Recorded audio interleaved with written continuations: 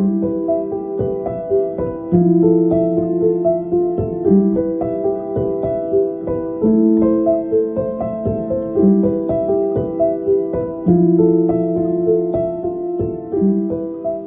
प्यारी साथ संगत, दूर दूर से आए हुए प्रेमी भाई बहन, बहुत सौभाग्य की घड़ी है। हम सब आज इस स्थान में, इस गांव, इस क्षेत्र में सत्संग के इस बड़े सुंदर आयोजन में संतों महापुरुषों के आध्यात्मिक दृष्टिकोण को जीवन में धारण करने के लिए बैठे हैं। बहुत सुंदर सुंदर अभी आपने वृत्तांत सुने। सत्संग में अलग अलग महापुरुषों की चर्चाएं, स्वामी जी महाराज के जीवन के वृत्तांत आपको अभी, जीवन में गुरु हमें क्या सिखाने के लिए आता है, अलग अलग तरीके से वो बात आपने समझी। हमारे जीवन में सत्संग सिर्फ गुरु से जुड़ने की बहुत सारी कड़ी में से एक कड़ी का नाम है।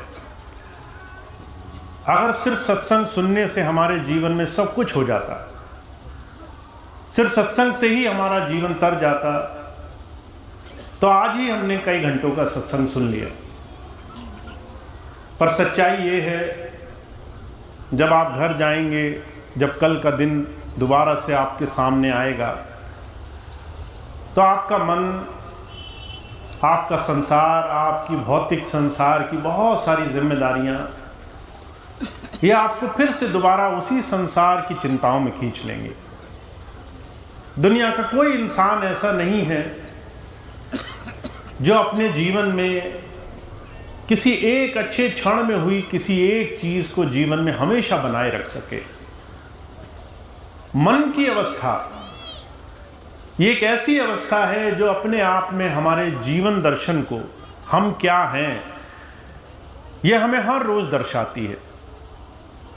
आज अच्छा क्षण बीत रहा है, जब हम घर पहुंचेंगे हम संसार में उसी पुरानी परिस्थिति, उसी घटनाक्रम में पहुंच जाएंगे। सुख भी होंगे, दुख भी होंगे, जीवन में अच्छाई बुराई, लेन देन, हर तरह की संसार की व्यवस्था हमारे सामने आएगी। उस वक्त हमारा मन कैसे उस संसार में किस स्वभाव से, किस प्रवृत्ति से, किस तरीके से संसार में व्यवहार करेगा, यही इस बात का निर्धारण करता है कि सत्संग बाहर रह गया कि हमारे अंदर आ गया। संतों ने इस बात को समझाने की कोशिश करी है। सत्संग को हमारे अंतर लाने का हमें प्रयास करना है। महापुरुषों की बात हमारे अंदर से कैसे निकलने लग जाए, वो हमारे अंतर जीवन में आए और हम उस जीवन को कुछ अलग ढंग से जीने लगे। हमारे स्वामी जी महाराज एक बात कहा करते थे, बहुत से लोग जब उनके मन में एक बात आ जाती है कि कोई एक धारणा, कोई एक ध्यान की, आध्यात्म की व्यवस्था उनसे आज थोड़ा सा दूर है, वो उस चीज को नहीं कर पा रहे हैं जिस चीज को महात्माओं ने किया, तो वो उसको मुश्किल मानने लगते हैं। और मन जिस दिन आपको ये कहेगा कि ध्यान बहुत मुश्किल है, साधना बहुत मुश्किल है, उस दिन आप सब कुछ सुनोगे पर उसका आचरण जीवन में नहीं करोगे। पर हुजूर कहा करते थे, साधना को जब आप समझने की कोशिश करो, साधना किसे कहते हैं, किसी भी अपने मन की बहती हुई अवस्था को थोड़ा सा रोकने की कोशिश करना, उसको स्थिर करने की कोशिश करना। मन अगर दुनिया की तमाम चीज़ों से प्रभावित होकर के बिना अंकुश के बहता हो, तो उसे आप कैसे रोक पाओगे? अब इस चीज़ को अगर समझना हो तो हम कैसे समझ सकते हैं? हमारी गृहस्थ में बहुत सी चीज़ें ऐसी होंगी जो हमारे मन को अपनी तरफ लुभाएंगी। हम कैसे जीवन जीना चाहते हैं, ऐसी कामनाएं हमारे मन में होंगी। आज से 600 वर्ष पहले कबीर साहब एक बात कह गए, कहा, काम काम हर कोई कहे, काम न जाने कोई, जेती मन की कामना, काम कहावे सोए। मन में अलग अलग तरीके के विचार उपजते हैं। मैंने देखा आपके पास अच्छे कपड़े, मन में विचार आया मेरे पास भी होते तो बहुत अच्छा होता। आपके पास अच्छे आभूषण जेवर, मेरे पास भी होते तो बहुत अच्छा होता। आपके पास अच्छी गाड़ी, आपके पास अच्छा परिवार। जितना भी संसार अपने वैभव का दिखावा कर रहा है, दुनिया के सामने जितना लोग अच्छाई दिखा रहे हैं, उससे हमारे मन में कामनाएं उपजती हैं। ये कामनाएं 24 घंटे चल रही हैं। कबीर साहब कहते हैं जो तुम्हारे मन में 24 घंटे कामनाएं हैं, ये तुम्हें चैन से नहीं रहने देंगी। तुम्हें हमेशा किसी चीज के पीछे भागना है, उस चीज के पीछे भागना है जो सत्य नहीं है, जो सिर्फ दिखावा है, जो सिर्फ किसी ने दुनिया के सामने अपनी वैभव का, अपने बहुत बड़े बाहरी समाज के बड़ी बड़ी समृद्धि का दिखावा किया है, उसमें तुम्हें सुख की अनुभूति होने लग जाए। ये कामनाएं, मन में उपजते हुए विचार, काम, क्रोध, लोभ, मोह, हुजूर कहा करते थे ये सारी चीजें हर वक्त इंसान को बेचैन रखती है। का काम तजे तो क्रोध न जाई, क्रोध तजे तो लोभा, लोभ तजे अहंकार न जाई, मान बढ़ाई शोभा। अगर आपके मन की एक इच्छा पूरी नहीं होगी तो आपको क्रोध उपजेगा।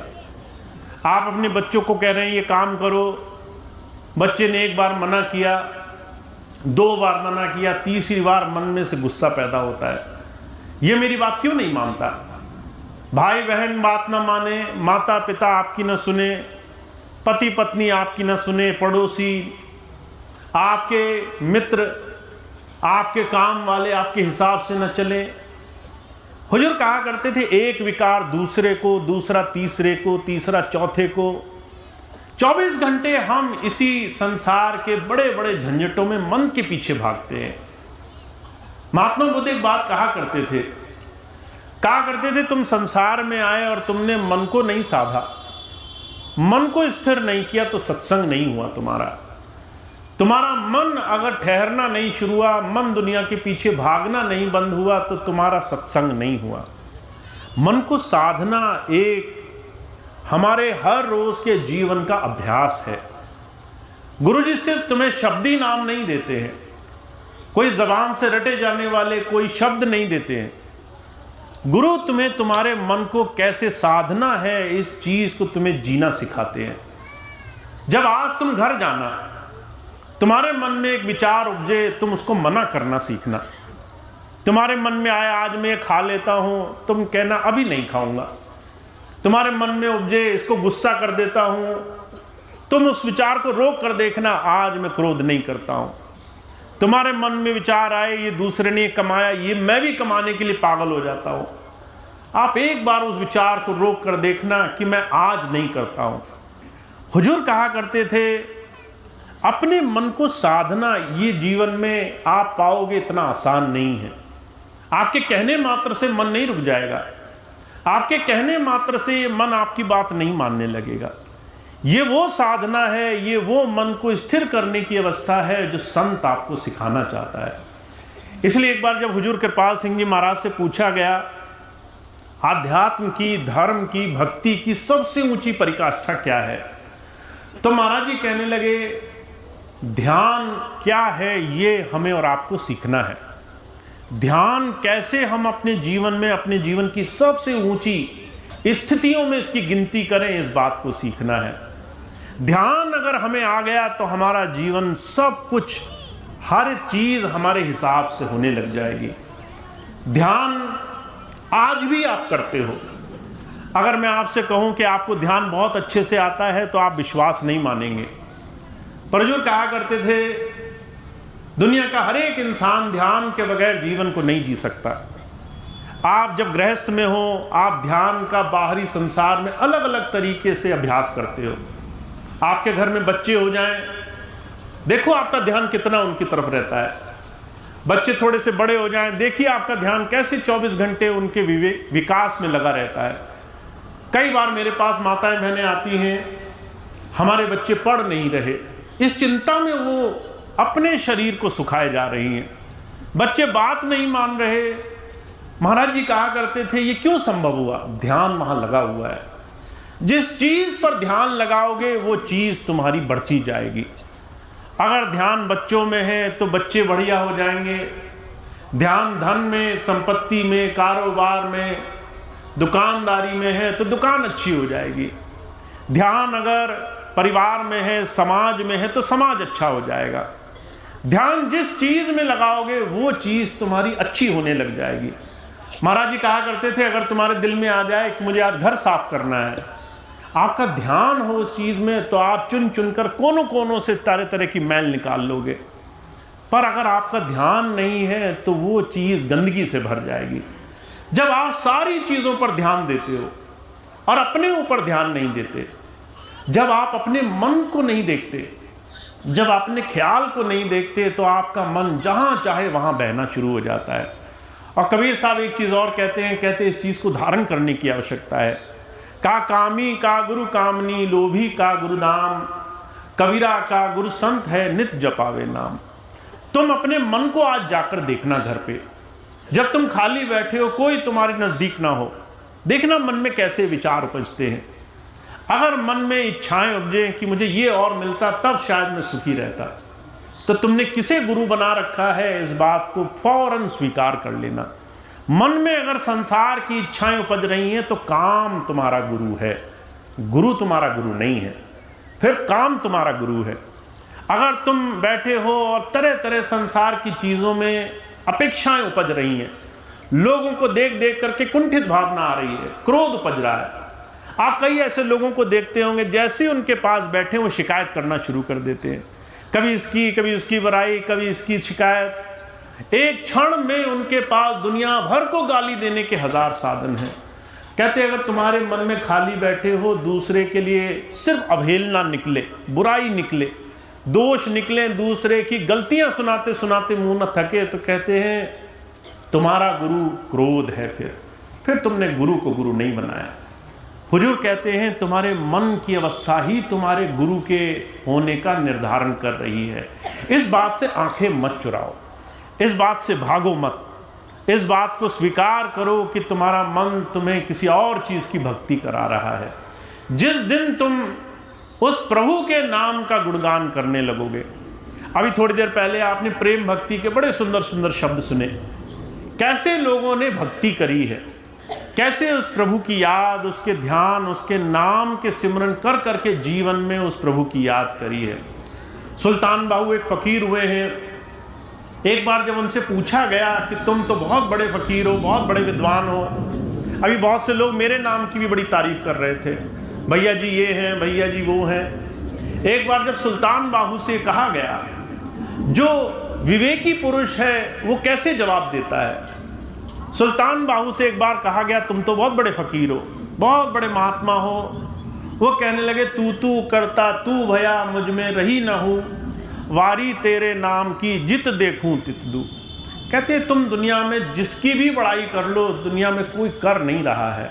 तुम्हें लगता होगा तुम बहुत बड़े हो, तुम भी कुछ नहीं कर रहे हो। तुम्हें लगता होगा मैं कुछ कर रहा हूं, मैं भी कुछ नहीं कर रहा हूं। इस सब के पीछे वो प्रभु, वो सक्षम पुरुष, वो शाश्वत ईश्वर जो हर जगह विराजमान है, वही तुम्हारे पीछे सारे काम कर रहा है। मैं निकालो, तू को, प्रभु को, ईश्वर को मानने वाले बनो, उसकी याद को ध्यान में बसाने वाले बनो। सुल्तान बाहू कहते हैं जिस दिन प्रभु को मानकर जीवन की हर एक चीज पर नजर रखोगे, अच्छा हो गया ये उस मालिक की मौज है, अच्छा नहीं हुआ ये भी प्रभु ने तुम्हें किसी खास प्रयोजन से दिया है। कहते मेरे अंदर हूं नहीं रहेगी, हंकार नहीं रहेगा, ये अहम अभिमान नहीं रहेगा। और कहते वारी तेरे नाम की जित देखूं तित तू। गुरु अर्जुन देव जी महाराज हुए, उनसे जब पूछा गया तो कहने लगे गुरु गुरु गुरु कर मन मोर, गुरु बिना मैं नाही होर। मैं तो कुछ भी नहीं हूं, गुरु जी सब कुछ कर रहे हैं। गुरु को मेरे जीवन से तुम ऐसे निकाल दो तो मैं बचूंगा ही नहीं, मेरा अस्तित्व तो नहीं बचेगा, सब कुछ समाप्त हो जाएगा अगर मैं अपने गुरु को अपने जीवन से हटा करके अपने जीवन पर अभिमान करता हूं। तो संतों ने, महापुरुषों ने इस मन की स्थिति को परखा है, इस मन में हो रही तमाम विचारों को गुरु चरणों में समर्पित करना सीखा है, अपने जीवन को उस प्रभु के आश्रय जीना सीखा है। कैसे हम अपने जीवन को अपनी तमाम संसार की बड़ी बड़ी उपाधियों से हटा करके कैसे उस मालिक के नाम के सहारे जीवन जीने वाले बन सकते हैं। तो हम बहुत भाग्यशाली हैं। सत्संग हम रोज सुनते हैं, बहुत सुनते हैं, पर सत्संग जीवन में आएगा तब जब हमारा मैं गुरु चरणों में हम छोड़ने की तरफ हर रोज प्रयास करने वाले बनेंगे। इसीलिए हुजूर कहा करते थे, मैं मेरी को छोड़ दे बंदे, लग जा नाम कमाई में, नाम भजन और सत्संग सेवा सब है तेरी बड़ाई में।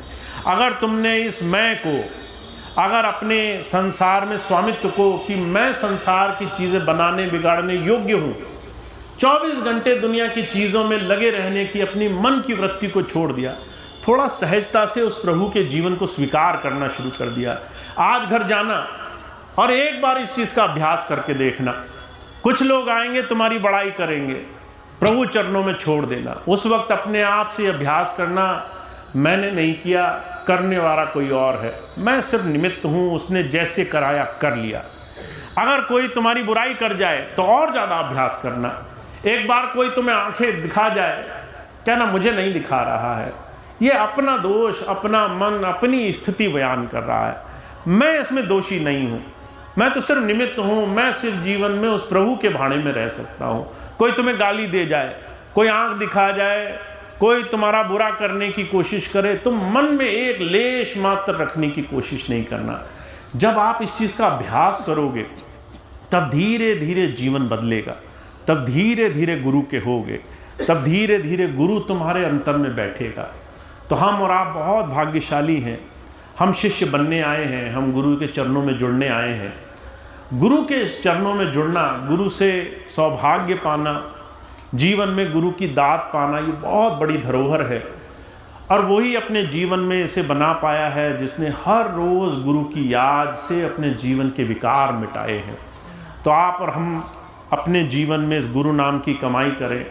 मैं बहुत ज़्यादा लोगों की बड़ाई नहीं लेता हूँ, मुझे मालूम है जितनी बड़ाई करेंगे, महाराज जी एक बात कहा करते थे, जितना तुम अपने किसी शत्रु से नहीं बचो उतना ज़्यादा तुम्हें अपने मित्र से बचना चाहिए। शत्रु तो तुम्हें सामने दिखाई देगा, वो तुम्हें आएगा, तुम्हारी बुराई सोचेगा, पर जो तुम्हारा मित्र है वो तुम्हें चने के झाड़ पर चढ़ाएगा, वो बड़ी बड़ाई करेगा तुम्हारी, खूब तुम्हारा स्वागत, खूब अच्छाई, खूब प्रेम से बोलेगा और एक दिन अहंकार भर देगा तुम्हारे अंदर।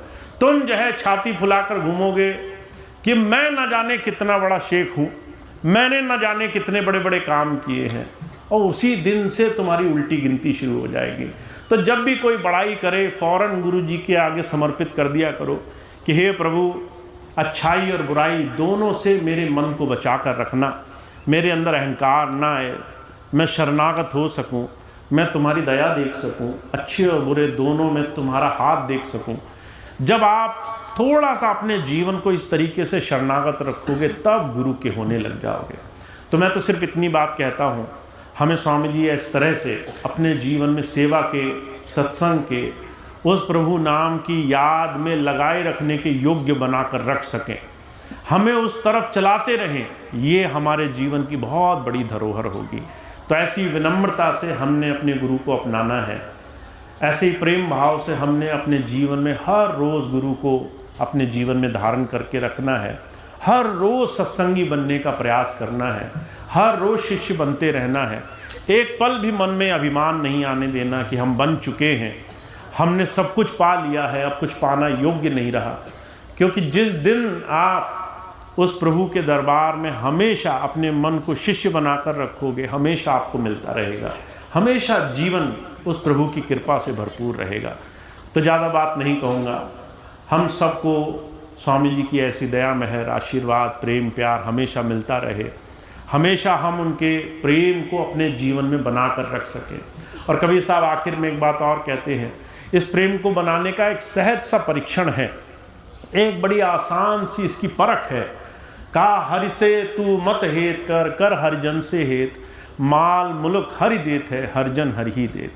अगर तुम देखना चाहते हो कि तुम अपने गुरु से प्यार करते हो तो इसकी सीधी सी पैमाइश क्या होगी कि तुम्हें सत्संगियों से, प्रेमियों से, गुरु नाम में लगे हुओं से भी उतना ही प्रेम रहेगा।